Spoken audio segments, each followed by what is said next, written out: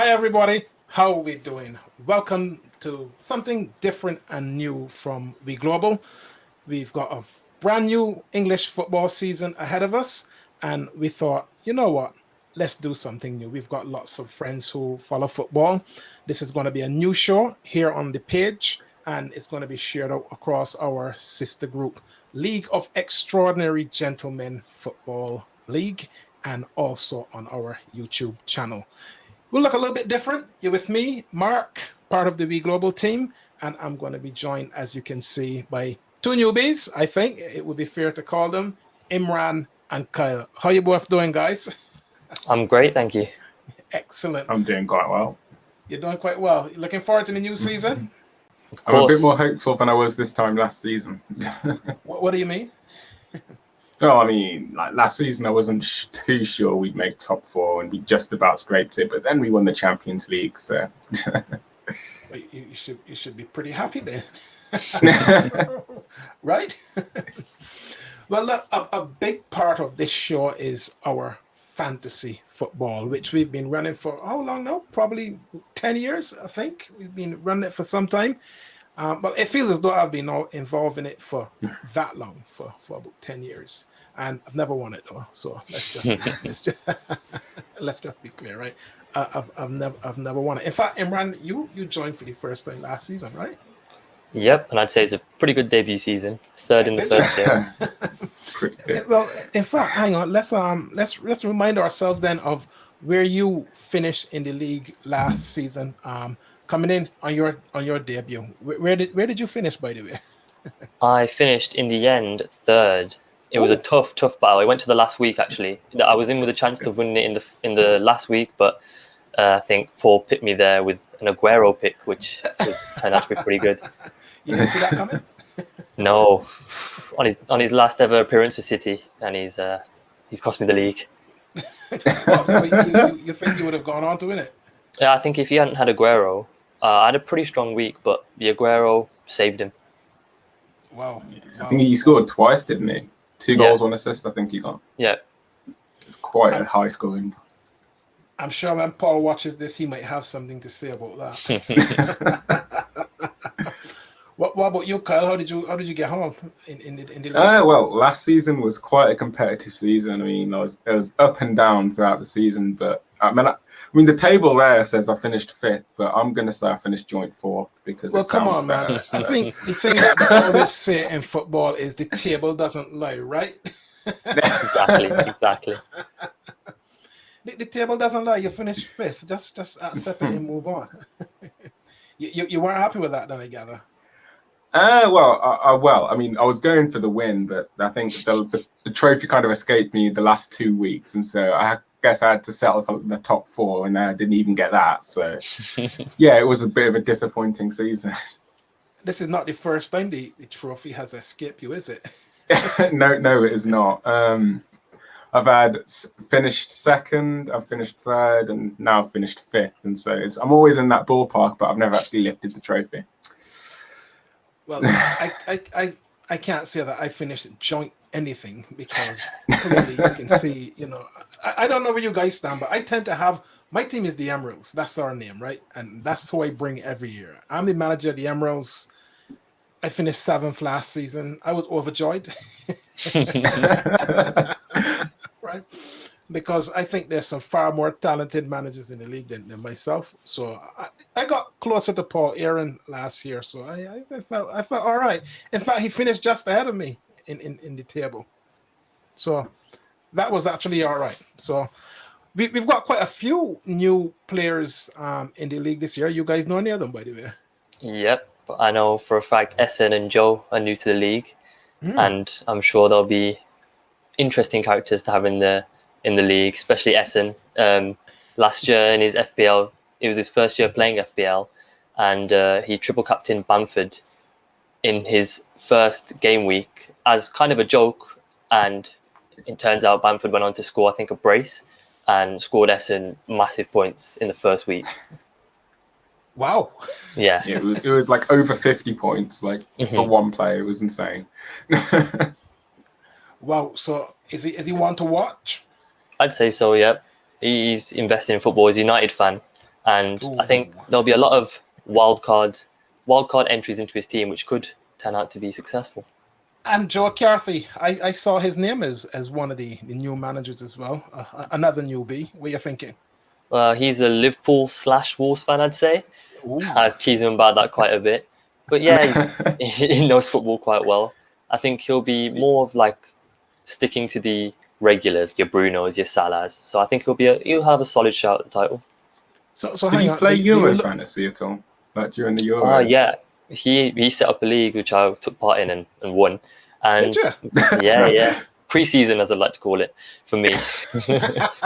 What a fantasy preseason. Fantasy pre-season, exactly. Good preparation. And Wow. I'm pretty sure Joe came fourth. Solid player. But I'm pretty sure I ran away with it in the end. Wow. Okay. Fair play. Well, look, for those guys who are going to pick up and watch the show, if you are new to the league, welcome. And we look forward to seeing how you are going to perform over the course of the season.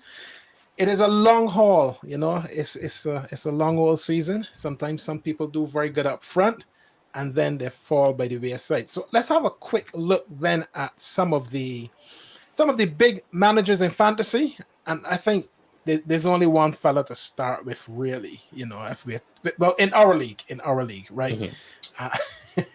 As I said, I know he's probably very disappointed with his season last year, finishing 6th, which is not like him at all. But Paul Thorpe, competitive? Very. Of course. I was quite pleased to finish above him last season. That was one credit that I gave myself. He did have a stint at the top mid-season, if I remember correctly. Yeah, there was a period when it looked as though he was going to, do it, but it kind of fell away from him a little bit. And I'm sure when he watches this, he'll be thinking. In fact, he sent me a message last week to say, "I'm coming back to take my throne." I think he said. Well, he's won it. He's got the experience. Is it twice that he's won it now? The only double winner. Yeah. Oh wow, he's going for the triple then. I've put a couple others in there as well. Adam Bonham was the first winner of the league, but ever since he's done Arsenal, I think he's that time when Arsenal won their last trophy in 2004, and it was like, when are they going to win something? Adam, when are you going to win something, man? and I've put Bumney in there as well because he won the season before. The one person missing from there obviously is last season's winner. Paul, you haven't sent us a photo, so we haven't got a proper graphic of you. But Paul Chandler was really, really strong. What did you guys make of him last season? He was top 4, I'm pretty sure, throughout, really consistent, and then very consistent throughout. Decisions at the end just pipped him to it. What makes him what do you think? Quite an interesting player is that, like, most fantasy managers, they have that one standout week and then like they're average for the next couple of weeks, but he's just like consistently above average, and it's like he just makes these crazy predictions and you're like, where's this come from? But waiting for him to have an awful week and it just never comes. Well, as we talk about what's going to happen then as we move into the season, let's look at your team then, Kyle. First up, you're back with the same name this year? Yep. What you thinking? This is my team, Corbin Invincibles. So it's a nice little play on words with my last name, as you can see. Yeah, he never I've gone with I've gone with Salah to captain the opening day because he is, well, as history has shown, very lethal on the opening day. Like, it's really? just a no-brainer. Very, very lethal. Pretty sure he's scored in every single opening day since he's been in Liverpool. So, like, a lot of our managers, when they see this, will be saying, "Okay, let's captain Salah for the first week." If you look at the opposition as well, it's pretty much a no-brainer. Yeah. Wow. Okay, so talk us through the spine of the team then, Kyle. Who are you going for? Who's gonna keep Corbin Invincibles top of the table? So I think what I want to do this season compared to last is have quite a consistent team, because I think last season I changed it quite a lot and I think it cost me in my decision making, and so I think I've gone for more of an all-round team compared to, collecting some stars like Bruno or Kevin De Bruyne and like stacking a load of 11 million players and then just like choosing another 7. And so I've built a team here that is interchangeable basically. So I think all 15 of these players will inevitably start, in my opinion. And so it's pretty changeable throughout the season. Yeah. You're playing 5 at the back in fantasy, though. I think what's interesting though with the Premier League is that you tend to see that not many teams are that defensive. Like you tend to have quite a lot of defenders assisting and scoring, which is something I definitely caught out. Like I got caught out with last season. Like my defenders were basically keeping clean sheets and that was it. Like no assists, no goals. They were just there, not letting in any goals, but that was it. Like it was great to get a clean sheet, 4 points and everything, but when you have no other managers that are having defenders net week in, week out, it's like I'm going to drop down the table. So something had to be done this season, really. What are you thinking about this team, Imran? I'm surprised he's gone for a very well-rounded squad instead of getting a few bench fodder. He's got 2 really strong keepers. What was that word you just used there? A few what? Bench fodder, which is like a 4 mil player that's never going to play, but you just put them there to save the money. But he has gone really well-rounded, and I'm looking. He's got De Gea v Martinez. Not many people go for 2 starting goalkeepers in their original squad. Yeah. Absolutely, you got to have a cheap goalkeeper in the fodder for sure. But that's a 5 and a 5.5, which is quite expensive for 2 keepers. Wow. I think for me, like last season, what caught me out is I had Chelsea fan. I had Mendy in goal for several games, and the issue there was once because we were really consistent defensively mid-season, but then once we started getting less consistent, and especially as we got deeper into the Champions League, Mendy was playing in the Prem a lot less, and I was like, well, I've got a keeper that just doesn't play. I think I had was it Johnston, or it wasn't Johnston, it was West Brom's backup keeper. Yeah, was it Johnston? No, yeah, it was West Brom keeper, and I was like, well, Mendy's not, because he's not injured, he's just not playing, and so fantasy's not going to say he's injured, but it's like I've got no other keeper apart from Mendy, and so what do I do here? Because now I'm playing with 14 men and no keeper, so it's a bit. So I think this season I kind of want to have, and everybody starts. It's something. I think one fear though is that I inevitably make the wrong decision and somebody on the bench goes and gets 14 points, but Well, that's all going to happen at some point for sure. Yeah, I think you will need that squad though. You will need that squad because, absolutely. Especially with the keepers, because I'm fairly certain Dean Henderson will be the starting keeper for Man United instead of De Gea. But really? right now, I'm pretty sure he has COVID. So for the first few weeks, he will miss. But after that, I'm fairly certain he will come in as number 1 for United. Why do you think he has overtaken De Gea? Well, Ole gave him chances in the Champions League last year, and I think De Gea got injured as well as a couple of mistakes in the league. And towards the back end of last season, Henderson was starting in the Premier League games and doing well. So I think in the preseason games and in the preseason press conferences, all the conferences that Ole has done has suggested that Henderson will be the starting keeper. Wow, one to watch then. I guess. Yeah, and see how that one plays out. So listen, you've gone for your names are always interesting in fantasy. How have you come up with this one? I was debating between 2 this year, but unfortunately, it was Kabak to the Future or Hotel Thiago. Unfortunately, we didn't sign Kabak on a permanent. He's gone to Spain, so went with Thiago because he still plays for Liverpool. And yeah, I'm pretty proud of that one, to be fair. So this is the team that's going to get you off to a strong start, eh? Hopefully, yes. It's always tricky to start the season because anything can happen. So if half of these players end up doing worse than I thought, or not even starting, wild card might have to be used early. That early in the season, huh? If that's the thing with the start of the season, you never know what's going to happen in terms of who the manager is going to play or what team's going to be informed to start off with. I've gone with the risk. Alisson in goal. That's a very expensive premium keeper. Wow. Whereas I'm pretty sure 40% of FPL players have gone with Sanchez this year, cheap, and for Brighton. I've gone with Alisson because I think it's worth it because he's a Liverpool. Liverpool will always get clean sheets. Now that they've got Van Dijk back, Matip back, Gomez back, and the new signing Konate, I think we'll be really solid again this year, back to our title-winning form. So I think Alisson's an easy mainstay. All the way through. I'm fairly confident, yeah. So where do you sit on keepers? Because I don't ever change my keeper during FPL at all. I play the same keeper all season. Last year, I chopped and changed quite a lot, but this year my intention is, I think I started off with Schmeichel, changed it to Meslier from Leeds, Sanchez from Brighton. Yeah, I kept on changing you quite were a quite bit. good with your keepers last season, though. Like, your keepers kept clean sheets. Yeah, not many people had Schmeichel, and I had Schmeichel for quite a bit, and he did pretty well. Nice. Yeah. He did really well. So who else have you got for the spine? So I've actually, if you look at the bench, Lowton, I always put a Burnley defender in because you associate Burnley with the deep block, keeping clean sheets.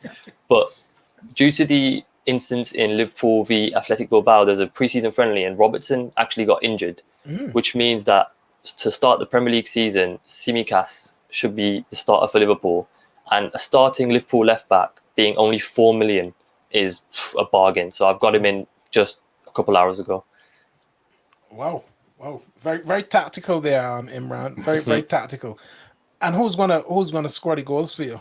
Because I'm excited about Smith Rowe this season. He's been given the number 10. He's signed a new long-term contract. From what I saw last year, he looks a real player.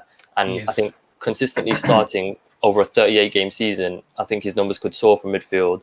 I've took a risk by putting Greenwood over Bruno because I think Greenwood, with Cavani's fitness not 100%, Greenwood could get games at striker.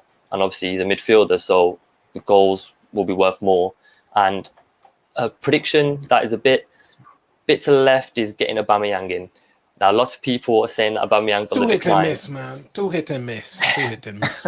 I think if we look at the stats, which we'll look at later on in the show, we'll see that Aubameyang's lack of form has been due to a lack of chances created rather than him himself being in decline. And I think Smith Rowe and Saka will be able to solve that issue. Aubameyang in decline. Wow, you heard it here first, folks. And Trossard in the middle is a very interesting one for you. And let's talk a bit about this actually, because I know you've got an interesting take on Trossard and Brighton more widely. So if you were following the Premier League last season, or if you're interested in any sort of stats, expected goals has taken over football in the recent years. It's like a calculation of the chances created and what their value is in game. And it's a good indication of a team being better than the other without the results always showing it. So if you look at Brighton, I'm pretty sure last season they were 4th in expected goals, whereas in reality they finished 16th. Now, if you look at the table on the screen, you can see that they massively underperformed their XG. And I think that was due to Morpay and Welbeck being really not unclinical in front of goal. Yeah. And it was ridiculous the amount of chances they missed. Really frustrating. I'm pretty sure they missed about 4 penalties as well. Against Arsenal, though. Yeah. Just saying. The one game they turned up for. You know what I mean? So I was looking at a Brighton. So I thought a Brighton attacker could be valuable. They're cashing in on those chances this season, getting playing better, more confidence. Another season in the Premier League, it's a new chance. And out of the 3 attackers, there was Trossard. They play an attacking midfield and 2 strikers. Normally it's Trossard, Welbeck, Morpay. Morpay and Welbeck didn't convince me enough. They've got Welbeck's very injury prone, and Morpay is very unclinical. Trossard, whenever I see him, strikes the ball really well. And I remember watching the United game, United v Brighton, where Bruno scored after full time, weirdly. Trossard hit the post, I think, 3 times alone that game. I remember that game. Things like that, I think this season it's worth taking a punt that things like that will go for him this season rather than go against him. Well, Brighton finished 16th last season, and I honestly can't see them finishing any better this season, to be fair. Really? I just don't think they've got enough quality to get them further up the league. I would agree with that. I think they've been disappointing in the transfer window, but absolutely. Graham Potter's a top manager. He is. I think his system's brilliant. But obviously the players and the backing he's getting not going to translate into reality. I think they might be on for a couple of hidings this season, to be fair. But let's see how Trossard does in your team. Well, look, um I like to be fairly consistent, and I'm one of those managers who like to honor my players who've done well for me in the past seasons. So I tend to play the same players all the time. It's probably why I've never won the thing, to be fair. I tend to play the same players most of the season actually, because I just like to honor the players who do well for me. And it always starts in goal for me. Martinez. I go for a good keeper and somebody in the fodder, as you put Yeah. it earlier. So Martinez is my keeper. How he spent 10 years at Arsenal and never made it is a conversation at some point in the season, right? Mhm. But most frustrating. But he's probably going to be my keeper for most of the season. I generally tend to play John Stones because I think he's solid. He always gives you that bit extra. You've got the opportunity to get a couple points from clean sheet. So he generally tends to feature in my team.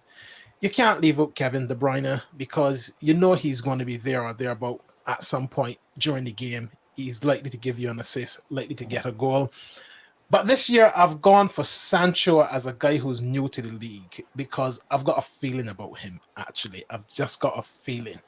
My ever-present striker last season was Patrick Bamford. He probably played about 30 weeks in my team. But I just like the guy. I think He had a he's- great I think he's season. exactly. And I think he will get more goals this season, actually. Mhm. But am I going to be in and around the top half of this league, given that we've got some fairly decent managers? I don't know. I'll be happy to stick with 7th or even do a little You've bit got to have a better. better attitude than that. You got to aim for the top. Yeah, I get too disappointed, man. I come February and I see myself up around the top 3. I'm like, yes. and then Paul Chandler or Paul Thorpe or even you two might come along and just pit me, and I just it just plays out. But the Emeralds are back, so I'm quite excited about what my team is going to be able to do this year. So excellent stuff. But there's also a lot of other things been happening in football. What else has caught your eyes in the Well, real world? the big transfers, of course. I mean, we're looking at potentially Lukaku returning to the Premier League for over 100 mil, which would be insane. 28 years old, 100 mil. Bit of an issue about value, but yeah, and we see here the record's already been broken a couple of weeks ago by Jack Grealish to You really City. think it's an issue for that price? Well, if you're paying 100 mil, you want someone to last you Yeah, a good but- 5 or 6 years. He is a quality player, though. I'm not saying he won't, but it is a bit of a risk. 28 years old. I understand what you're saying, but No, but I mean, I to be do fair- think it'll improve you quite a lot. Yeah, okay. Do you honestly think he's going to do anything worthwhile at Chelsea if he does come What, back? Lukaku? Because, yeah. I think they do need a Absolutely. focal point. Like- Yeah. Like, I think we need a direct striker, and Lukaku absolutely brings that to the It's table. certainly not going to And be the Werner, is it? But that's the thing. 'Cause, like, That's a the good amount of chances that Werner missed last season, it was just as frustrating for fantasy as it was for real life. and we'll 'Cause, miss this season. well, we'll see. That's something I am quite interested in, whether Tuchel will have them coexisting or will start one of I the think other. they will. I think Go ahead. I don't know whether he'll play Werner in behind Lukaku, have them side by side. It's a system I'm quite intrigued to see. I feel he'll stay with his 3-4-3. It'll be Werner on the left, Lukaku in the middle, and on the right could be anyone from Ziyech, Mount, Pulisic, etc. Lukaku's problem has always been getting goals against the big teams. That is his Achilles heel. Yeah. And whether or not that has been solved in Serie A, well, we don't know. We'll have to wait and see. Well, but I know speaking of there's his time- some people in the comments when they watch this show will be saying, nah, he's not going to be up for it. But we'll see. Go ahead. Speaking of his time in Serie A, he has just won the league in Serie A, stopped Juve's dominance by playing in a 3 at the back system. So Tuchel might have identified that as a reason to go in for him. No, he knows the 3 at the back system under Antonio Conte, and it could benefit him massively coming into the Premier League in a system that he already knows and thrived in. I think so. And he knows the Premier League, but a lot of defenders in the Premier League know him as well. So I'm not as optimistic as Kyle. But I can see why Kyle is optimistic because he's going Yeah, to of course. Call it a right? bias. So these big four on the screen, who at the end of the season do you think is going to look back and think, yeah, he's had an excellent season? I think for the price, you've got to look at Danny Ings for 25 mil. He's a great signing. Yes. He's wherever he goes, he gets goals. He was really unlucky at Liverpool with his injury problems. Went to Southampton, back to normal, scoring goals. Obviously, the injuries were still an issue. Could be an issue for Villa, but if he stays fit, he will get 15 plus easily. Easily. And I think he's one of the better strikers in the league, actually. Yeah. He's always I always play 3 in fantasy. He's always my third. And whenever he comes in, guy always scores. He scores goals wherever he goes. And I think it's a fantastic buy for Villa, actually. Yeah, agreed. I can't remember whether it was last season or the season before, but he actually got like 1 goal off the Golden Boot. And I was kind of gutted for him because it's like, to be that close to the Golden Boot for Southampton when I think it was the season before because it was between Aubameyang, Kane, and season Salah. Before last, and I'm 23, and he had 22, and I was like, wow, like it wasn't. In my opinion, it wasn't talked about enough. Like for someone in the Prem to get 22 goals for Southampton. Yeah, it was insane, man. And okay, look, I'm going to speak to Ben White because, he's. I know you two are not going to say anything, but you're probably sitting there thinking, Arsenal pay 50 million for Ben White. Okay, fair enough. But look, we do have a problem at the back. We know that. David Luiz is gone. Hey, farewell. But I don't know. I'm not sure Ben White is going to be our solution. He might help us to get a bit more solid. But I think it's a good step in the right direction. Agreed, when we look back over the course of the season, perhaps we might be saying, okay, he was all right, but I'm not convinced that he will thrive. Good players always seem to come to Arsenal and go backwards. Sadly, I don't know why, right? I think you're right. It will be a step in the right direction, but I think while you still have Leno in goal, I do not rate Leno at all. Neither do I. Neither do I. Ben White's brilliant on the ball, but even the best ball-playing centre-back in the world wouldn't be comfortable with Leno playing out from the back. No. It's just awful. And that is part of the problem. That's why I said, look, it's a step in the right direction, but our fundamental problem is we don't have a world-class goalkeeper. Yeah. How Martinez was allowed to leave after being at Arsenal for 10 years. You're going to hear me say this a lot in the show over the course of the season, right? But fine. But Jadon Sancho coming to United, I think, is a game changer. What do you guys make of him? He's going to be forced to adapt really quickly with Rashford's injury as well, because he'll be straight into the team and be the main player in that team, start off with as well. I'm quite curious to see how he's going to handle the Prem, because like the Prem is much more, it's a faster tempo. Like it's all well and good watching him in the Bundesliga and the Champions League, but it's going to be very interesting to see how he handles the fast-paced play of the Premier League. He looks ready though. I mean, watching him, and I know international football is different, the pace is different, etc. But he just looks ready. I just feel that he's probably going to be one of the signings. People always talk about players needing to adapt to the Premier League. And I don't think he'll have that issue. I think he's going to probably drop in and hit the ground running and do quite well very early. That's why he's in my FPL team. I think he'll start from the left at the start of the season with Greenwood on the right. Due to Rashford being injured, but I think when Rashford's back, he'll be back to his familiar right wing position. I think, it will be a good attack regardless. I expect a strong season from him. Yeah, and then of course the £100 million man, Jack Grealish. You're annoyed about that? It's just ridiculous how Pep can contact his owners, say I want 100 mil on a player that's not even imperative for City. I don't think he adds something that 100 mil is valued at. Like, they have many players like Grealish who are ball magnets, ball to feet, will slow the game down, will create. But City, we're talking about Man City, who already have Foden, De Bruyne, Mahrez, and the only direct runner in behind they have is Sterling, and they don't have a striker. So spending 100 mil on a position where they already have a left winger, Sterling, who occupies the same space as Grealish, and they still have a hole to fill up front, I think is a waste of money, but we'll see. Well, it's interesting you talk about how they occupy the same space, because when you look at their heat maps last season, it's very familiar. Yeah. I think Grealish is going to struggle at Man City, actually. I feel I don't think he'll get a lot of starts, first of all. Yeah. And Pep I really. Yeah, think absolutely. I think sometimes players don't always. It's like Sanchez at Arsenal. He was our main man, stay at Arsenal and be the king. Yeah. Went to United and went backwards. hmm I've got a feeling that Grealish is going to find it hard to live up to the expectations and the game of Man City.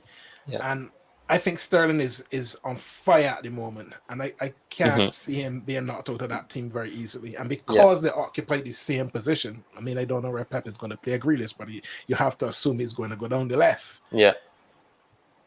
In the Like, Community Shield, he played down the left. My issue with Pep, well, two things. First of all, I was quite shocked at like Grealish, because like when I saw they were interested in both Kane and Grealish, just like, all right, if they get both, I'm going to assume they'll get Kane first, because if you look at the team, they need Kane more than they need Grealish. They need that 100%. striker. It's basically what Imran's just said. They've got 1,000,001 ball running midfielders. Like, why have they gone and bought another one? Like, it didn't really make sense to me. But then the second thing with Pep is that he spent like 50 mil or something on like Nathan Ake a couple of seasons ago, and I think it was the third game I'd ever seen him in the Community Shield, like the other day.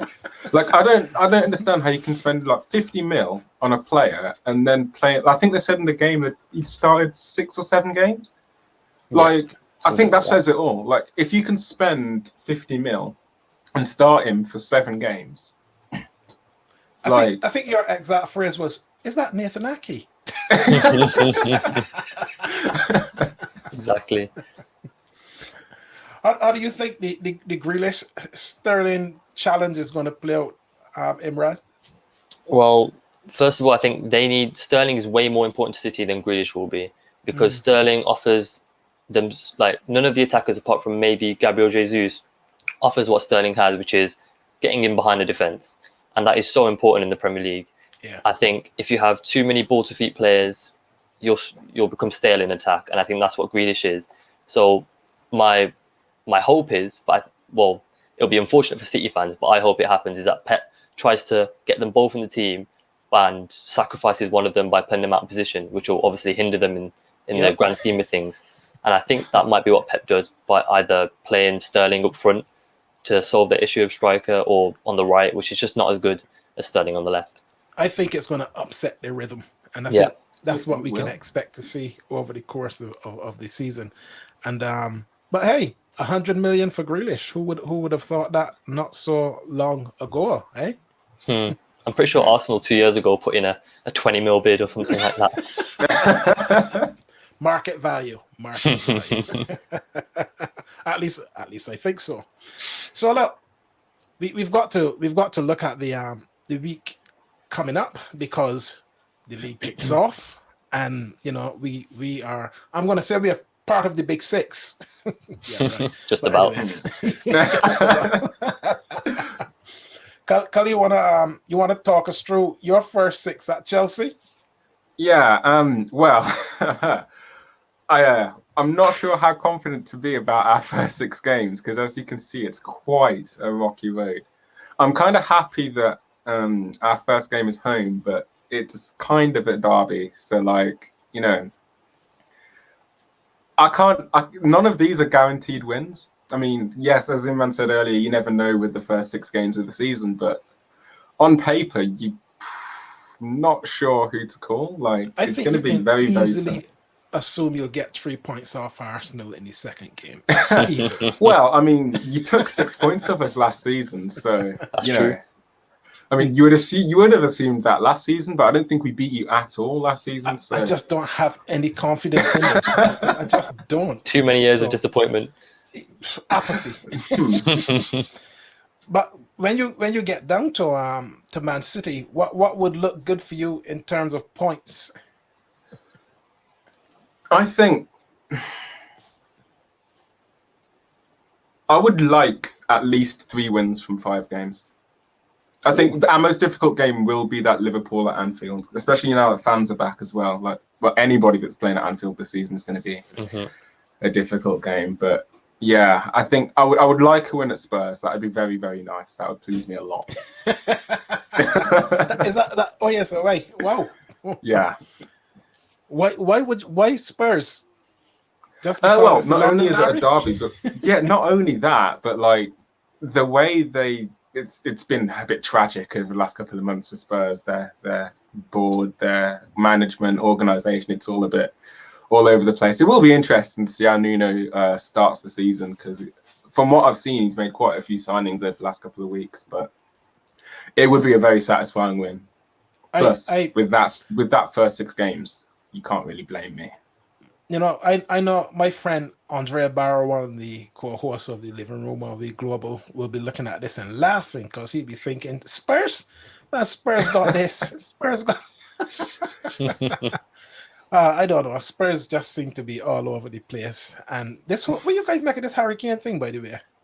Well, he's set to return to training on Thursday, but it's quite clear he wants to go. And I don't blame him, to be honest. The whole fiasco, they should never have sacked Poch in the first place. No. Mourinho, awful appointment, and then the fiasco this summer of trying to find a manager after about 8 rejections, settling on Nuno, who got sacked from Wolves.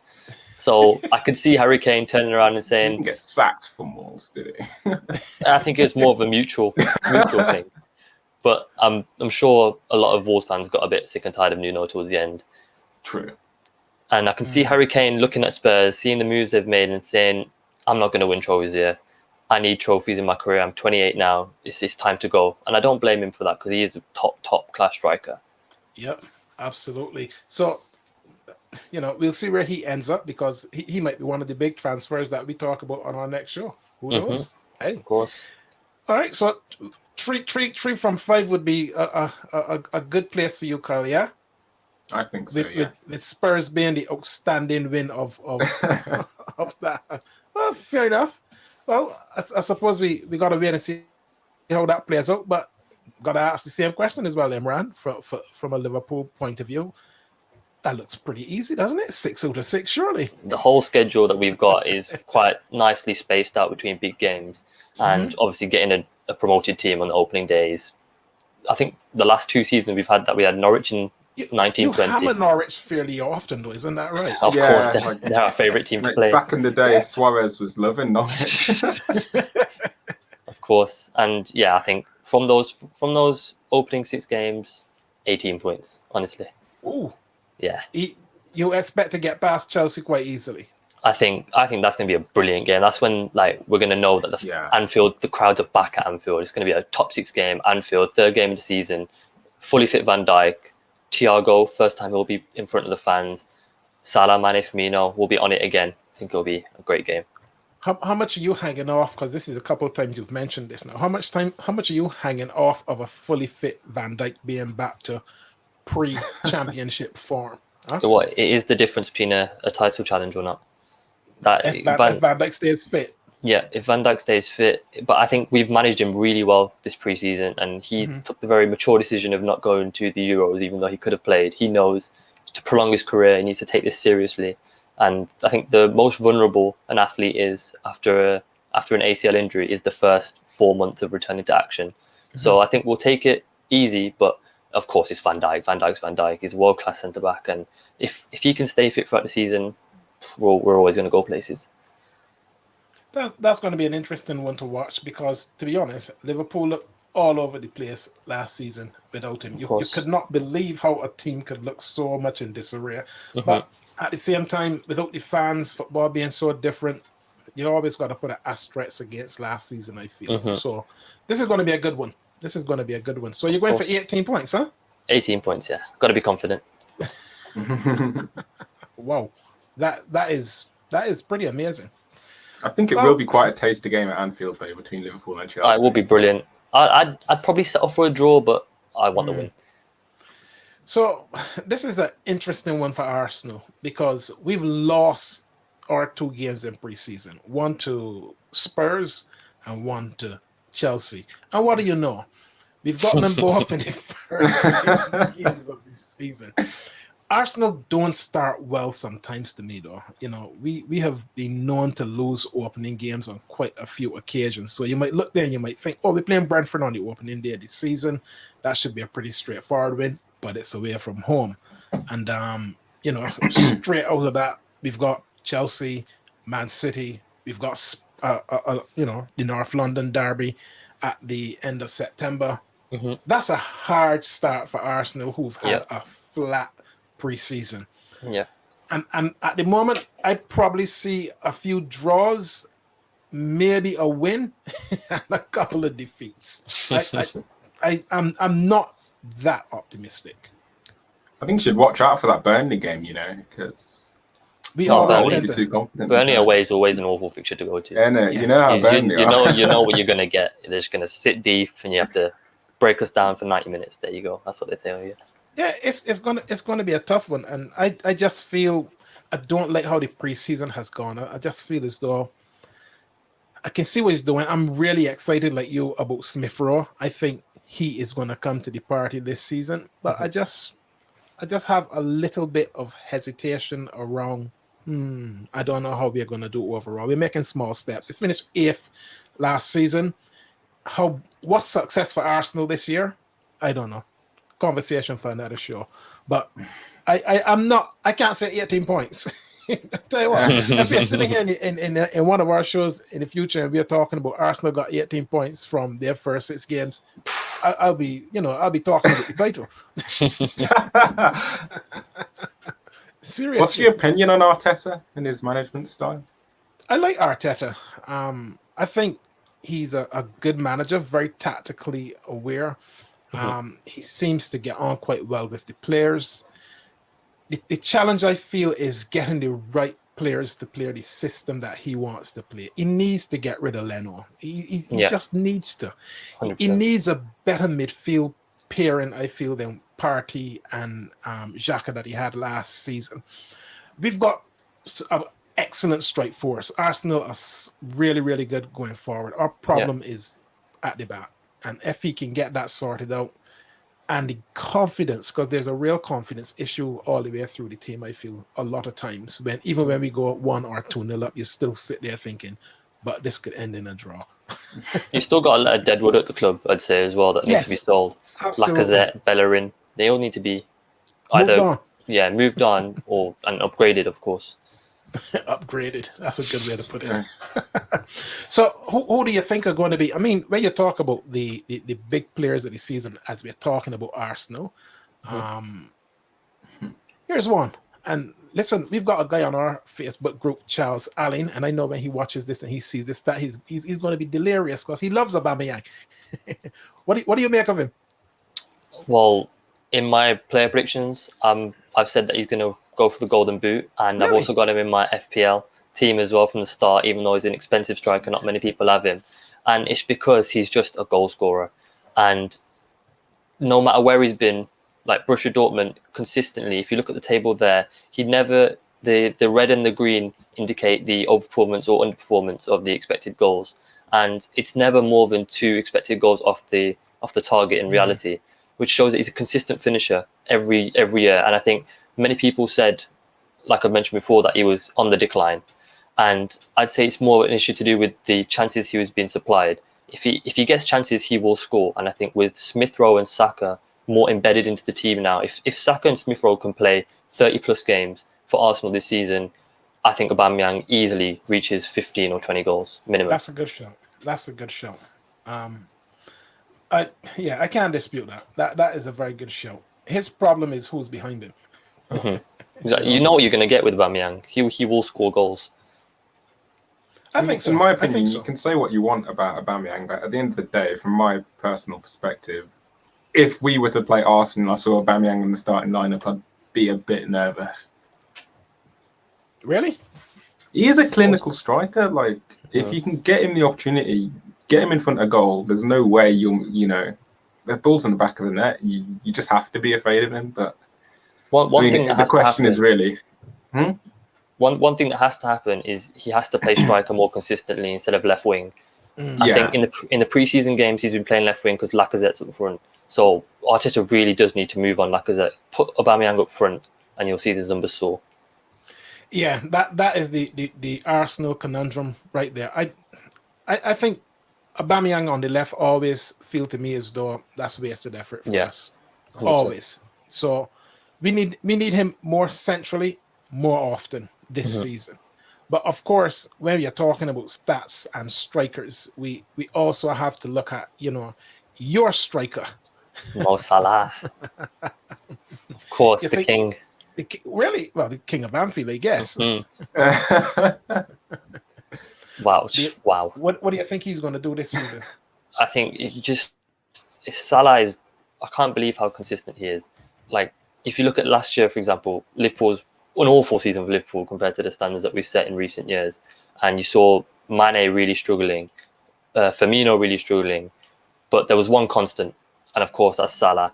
His finishing went up another level last year, and if we see on the table last season, he actually overperformed his expected goals, which means his finishing was top tier. He's found a new way of striking the ball, which if you look at the goals he scored against Everton and Leeds, you see he really has more power in his shots, and you can tell he's bulked up quite a bit last preseason and this preseason. And I think this is the reason why he's going to be a top player for the next 4 or 5 years, the way he looks after himself. His body's in top shape. I think even when he loses a bit of his pace, he can become a striker and become a poacher. He'll always be clinical. High expectations then from him for this season? Of course, it's golden boot charge. His mentality is like that. He always wants more. Wow. And what do you think, Kyle? What do you make of Mo Salah? Salah? Mo Salah for me is my golden boot contender. Like, I think he scored more than 20 goals in this last 3 seasons. Like, I don't understand how he can score so many in a season like last season. Like, clearly I'm not a Liverpool fan, but having Liverpool players in your fantasy last season was something else, because the amount of chances that Salah would deliver, he could have had like double the amount of assists he had last season, and yet, the finishing was just substandard, really. But he's just an insane player, and I think he could go all the way this season. And I suppose when you look at the pair of them together, you get to see, well, why they score so many goals, actually, because a lot of their time is spent in and around that penalty area, in and around the 6-yard box. There's some strikers, when you look at their clusters across the pitch, like, there was one that was coming up with Harry Kane in the Euros a lot, where you found that he was sitting deep, a lot of touches, very deep, way too deep. But these two, always in and around the box, you fully expect that if they get a chance, it's going to be 1-0. They're among the top, the highest volumes of shots in the league for like the last 4 seasons, or even Aubameyang in the Bundesliga consistently, even above Lewandowski, taking the most shots. And high volume of shots leads to a high volume of goals at the end of the day. If we look at the two of them, and I suppose one of the questions that we talked about earlier was about the Golden Boot winner. And again, if you look at shots over the last 4 seasons, this guy is also going to be up there, I feel. The shirt might be a different color. We don't know. But, we got to wait and see. But wherever he goes, he's going to score goals. Of course. And I think if he goes to City, it will be more focused on the goal scoring, because the numbers he could hit could be ridiculous. But at Spurs, he had to be the main creator as well as the main attacker. And you can see the shots he was taking, a lot of them on the counter attack, or a lot of them pot shots, because Spurs just haven't got the quality around him like City would have for him to just be a poacher. And when Kane becomes a poacher at City, if he goes, that is, I think Salah's record could be under threat then. Well, I think Alan Shearer's Premier League record could be under threat as well. Of course. I think if Kane does go to City, it will threaten Grealish even more, because then you need him even less. Like, it's already slightly unnecessary at the moment. But if Kane does eventually go to City, then there's even less need for Grealish than there already is. So it could be interesting. Oh yeah. So let's bring it home then with some predictions for the season, and we've had a go at looking at how we think the season is gonna shape up player wise. You want to talk us through yours, Imran? Yep. So player of the season, De Bruyne. I think he won it last. He's won it 2 years on the trot now. He won it last year, even though there was question marks of whether he deserved it. But it's clear that even in big games, there's nothing you can say against De Bruyne. He performs in big games, performs in small games. Pep's found the ideal way to use him in that like right half space. He puts in crosses. His weight of pass, his choice of passing counter attacks is just incredible. He's always going to get loads of assists, and his ball striking will mean he gets lots of goals as well. Young player of the season. I think people are overlooking Havertz quite a lot, but he towards the end of last season under Tuchel really came into his own and really was the player that Chelsea bought from Bayer Leverkusen. At the start, he found it a bit rough under Lampard, but since Tuchel's come in, he's really thrived. And obviously, the Champions League final winner, that's got to do massive boost for his confidence. And I think this season will be a breakthrough season. Mm-hmm. For the Golden Boot, Aubameyang, I've mentioned before. I think with good creators in Saka and Smith Rowe behind him, I think he can come back to his top form again. Top playmaker, KDB speaks for himself with the amount of assists he gets consistently. Golden Glove, it is a risky one with the Van Dijk fitness questions, but I think if Van Dijk can return to even half of what he was before, it will be formidable defence again for Liverpool. And if he can keep Matip, Gomez and Konate fit, I think the partnership they'll form will be impeccable. For signing of the season, Varane, we haven't actually talked about him that much. Actually. Yeah, I think Ole's done a great job in identifying the perfect profile of centre-back needed to partner Maguire. I think Varane's got pace and he's extremely experienced. He's a 4-time Champions League winner and a World Cup winner, actually, starting pretty much every game. I think Kyle shares my opinion of Varane being transferred this season. And I think United needed that one extra player in defence because they've Shaw, Maguire, Wan-Bissaka established now. Varane partnering Maguire, I think they'll complement each other really well, and they'll create a good defence. And I think for the price tag, 40-50 mil, that's pretty cheap for such an experienced centre back from Real Madrid. Flop of the season, Grealish. We mentioned that. I think £100 million.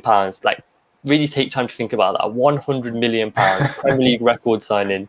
For £100 million, you want someone that completely transforms the team, and I just can't see Grealish doing that. I just think it's a bit unnecessary when they have big hole in the striker position. And one to watch, a transfer that's gone under the radar, Soumare from Lille. He's gone to Leicester. He won the league and he was key for Lille last season to end PSG's dominance, which is obviously a big upset.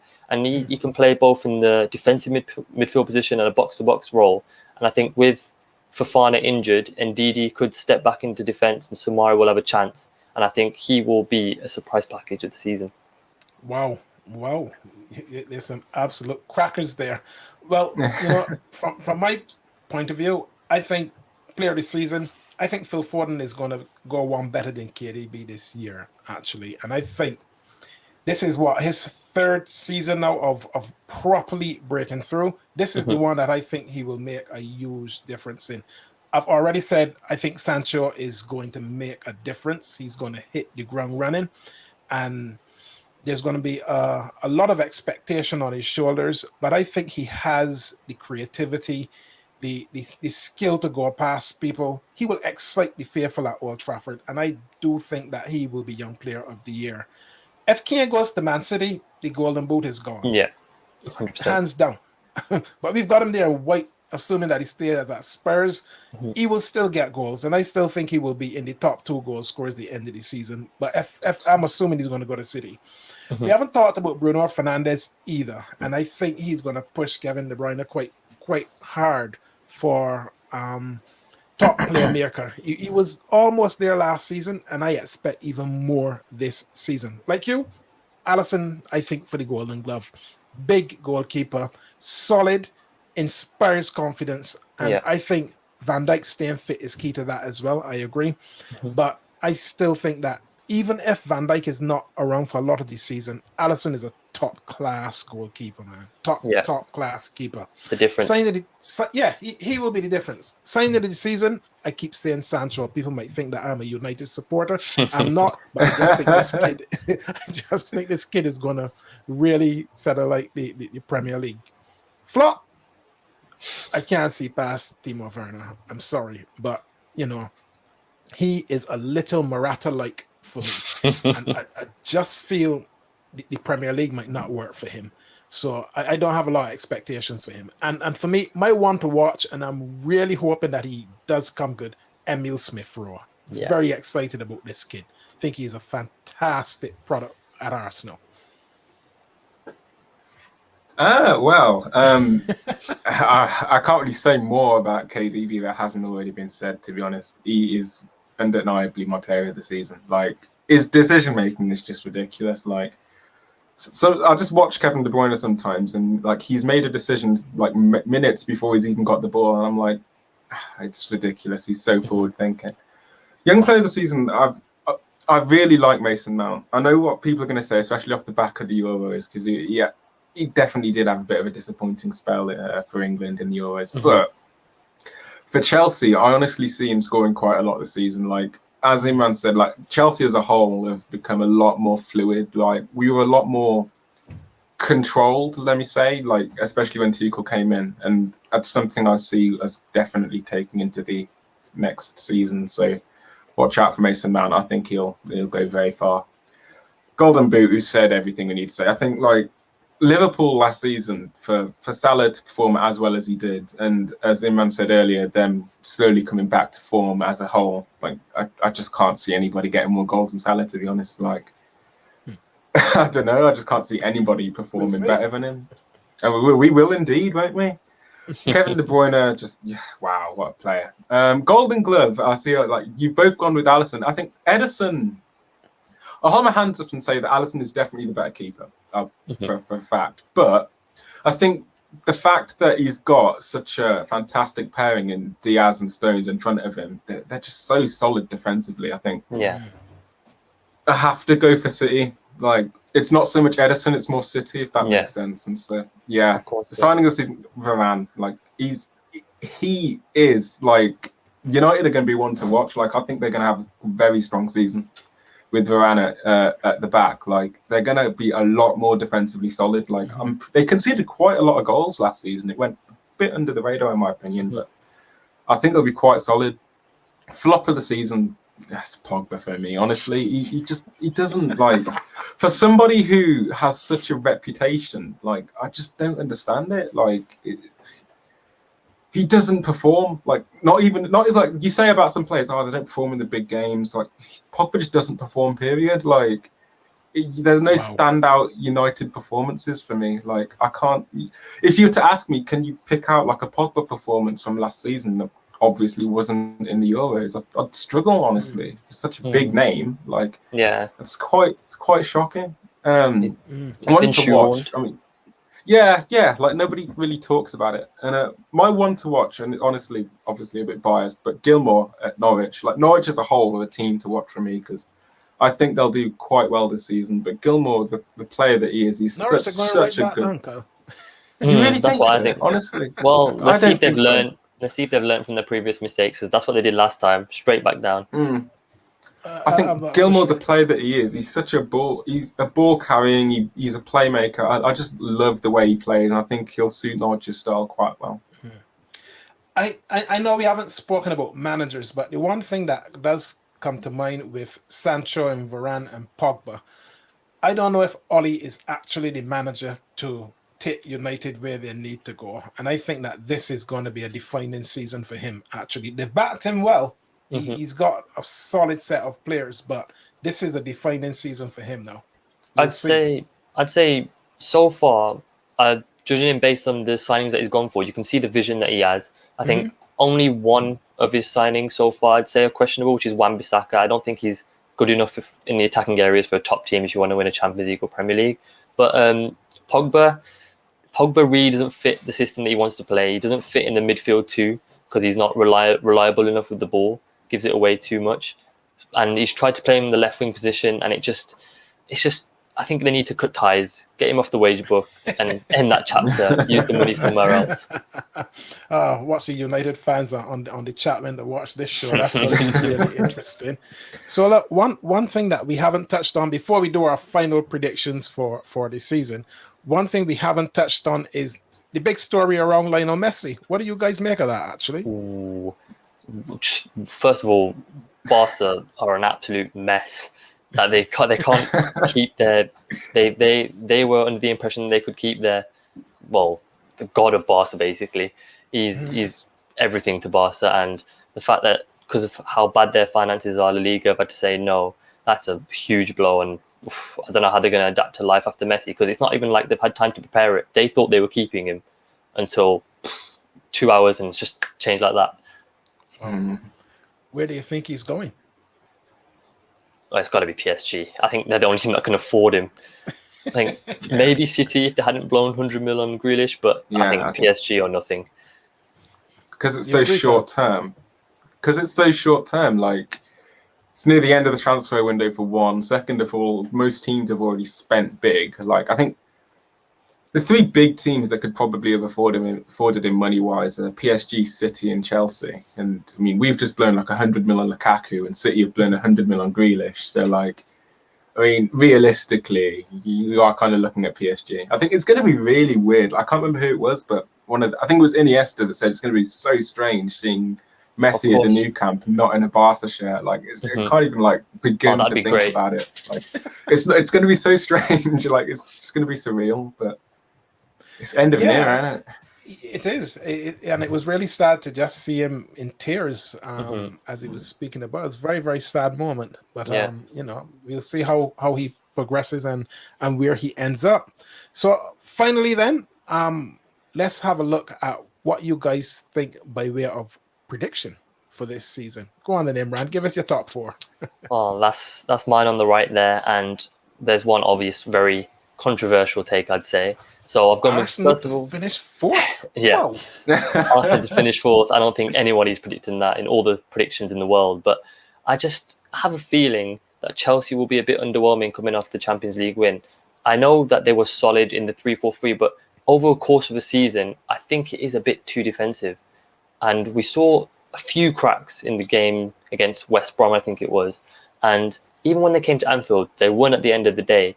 But I feel like as a whole, they're not as expansive enough. And I think over the course of the season, 38 games, it won't be enough to impress as much as they had towards the tail end of last season. Obviously, they'll lose the new manager bounce as well. And I think Arsenal, I think it's still pending on what they do in this transfer market.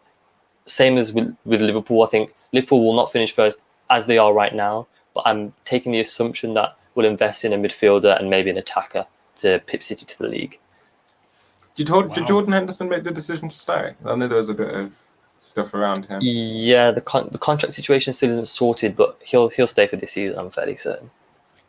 I think that like Burnley. Sorry, go ahead, Kyle. No, he's just like really like gassing at Brighton. Like he's got two players for Brighton in his fantasy team, and he's at 11th place. Like, yeah, you're really a big believer in Brighton this season. 5 places in the league. I believe in them. I think they'll have this season. Yeah, Arsenal are going to jump 4 places, and Brighton are going to jump 5 places in the league, and Burnley are going to get relegated. Yeah, I think finally Burnley's time might be up. Wow. I think because I think to the start of the season, Chris Wood, their main striker, went to the Olympics, so I think he'll miss the first few weeks as well. Wow. Okay. Interesting choice. I'm delighted that you think Arsenal will get back to the Champions League. I've got more optimism than you. I would take that right now. Honestly. Yeah. Liverpool to win it, I think might be a stretch. I think City are probably going to be in the driver's seat again this season. And if they get Kane, nah. Oh, yeah, that's true. I can't see it. Go on then, Kyle.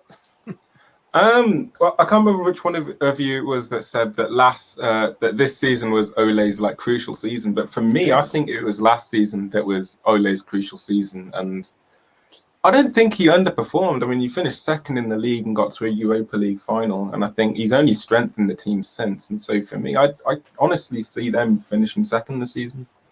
As has been mentioned several times, I think Liverpool's season is like crucially depending on how Van Dijk recovers. Like, yeah, it's going to be pretty much like life or death. Like, I think most people don't like appreciate how they was able to finish, well, first of all, above us, and second of all, third with the season that they had. Like, it was honestly, in my opinion, just a very, very good management system from Klopp. So, but I did make this, by the way, before the Ings decision, not the Ings news to Villa. So I honestly don't really see much of a difference for Southampton, to be honest. Like, they're not going to get relegated, and I don't think they're going to finish any higher than 14th. So it's not that drastic a change. I think Leeds is a team to watch. Like, they're very entertaining, but they don't like win many games, which is they're entertaining a bit to the annoying. neutral. Yeah, like so they're a very they're a very mid-table club. Everton are going to be very interesting, especially with Rafa. I don't know. I'm not sure about Rafa's management style at Everton. It's going to be very, very interesting. I haven't really seen much of them pre-season either. I'm not I sure don't how think much. they've got the players. That's Everton's Yeah, problem. that was exactly what I was going to say. Like, I'm not sure how much they've done in the transfer window to compete this season. So I can't really place them high. I mean, Arsenal top 4 is a very, very huge shout from you, Imran. Like, honestly. Well, you're not far off putting them 5th. I think the thing with Arsenal is they haven't got Champions League football this season. They haven't got that Europa Conference nonsense, and they haven't got Europa. Arsenal have a clean season ahead of them. Right. I'm still nervous though because I've seen this before. You know, I there's not a lot of distraction. We don't have to play a lot of games on Sundays, which always seems to be a kicker. Yeah. But if he gets the squad right, we should be strong. But you got to sort that defense. But you know, both of you have them improving, which I think is probably fair. I think, you know, we didn't play very well last season. Are we going to play well enough to finish ahead of Leicester, who I think are probably underestimated in a lot of people's books? I think they're a strong side and play very good football, and Brendan Rodgers is an excellent manager. So I think that between Arsenal and Leicester, they'll be very, very close to each other in the table. More where Kyle have them, I feel, this year. I am intrigued though. If Kane does leave Spurs, where Spurs will go backwards. Like, I have them there in 8th, but that is under the impression that Kane will stay. I genuinely think even if Kane stays, they'll finish below the likes of Leicester and Villa. Like, Villa could be very, very good this season. Like, I think they've made some very exciting signings. A signing that we haven't actually mentioned, it's gone a bit under the radar. Spurs, they've signed Christian Romero from Atlanta for, I think, 45 mil. He's a centre-half, and he was really impressive last season in Serie A. I think he won Defender of the Season in Serie A playing for Atlanta, even though Atlanta didn't even win the league. And he was really good in the Copa America, helping Messi lift the Copa America, and also in the Champions League. And I think that is a really solid signing because centre-back, they've struggled for a bit since Vertonghen and Alderweireld had been declining. So I think Spurs might be decent if Nuno negates the Conference League, because the Conference League is just an unnecessary distraction. So if they go out of that early, I think they could have an underrated strong season. I think that they'll have lots of challenges off the pitch this season. But I just feel this whole Harry Kane thing is probably an insightful piece into how things might be at the Tottenham Hotspur Stadium this season. That's true. Fully expect it. Well, look, guys, that's the end of our first show. Excellent. I hope you've enjoyed watching us. And if you're watching us on Facebook or YouTube, share the show along. Leave us a comment. Let us know what you think. And we'll see you on the next one. Thanks again. Bye.